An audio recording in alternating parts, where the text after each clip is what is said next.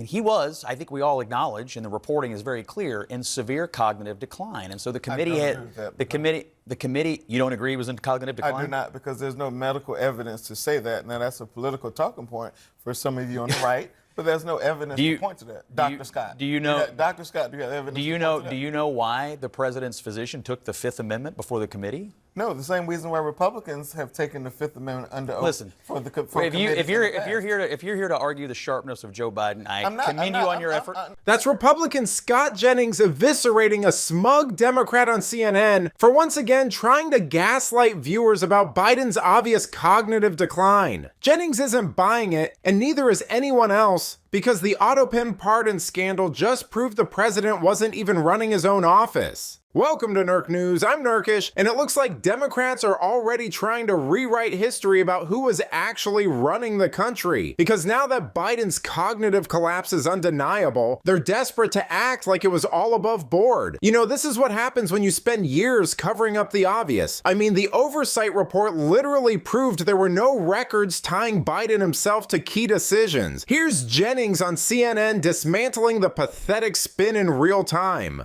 President Trump brags about his pardoning of many folks during his first term and now even into his second term. I think the number was 1,600 in the first term. Do you honestly believe with all your Kentucky of hearts that Donald Trump knew and signed every single pardon from his first term, the 1,600 number? Here's the ones I know he probably did agree to and sign himself, the January 6th insurrectionists who stormed the Capitol. But however, I don't think Donald Trump, or any president for that matter, who signed large number of pardons, directly signed each individual one of them. Again, that's why I opened my comments it's not a question about the signing. It's a question about knowledge of decision making. And I think Trump has knowledge. Look, I've been around the president quite a bit this year. I can tell you, the nerve center of this White House is in the Oval Office at the Resolute desk. How much time did you spend with Joe Biden? I'm just curious. How much time did his senior staff spend with him? How much time did you spend with Joe Biden? Zero. About the same amount as his staff, his senior staff. I haven't spent time with Donald Trump, but I have spent time with Joe Biden. Here's what I do know.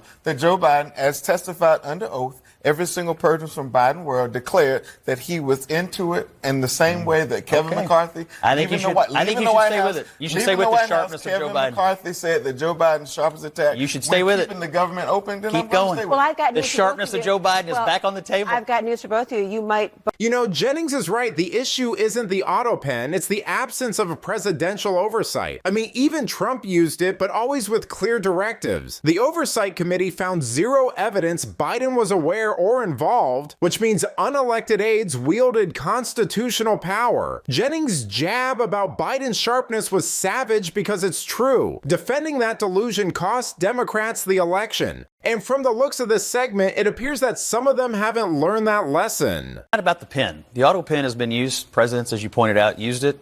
There's precedent for that. That's fine.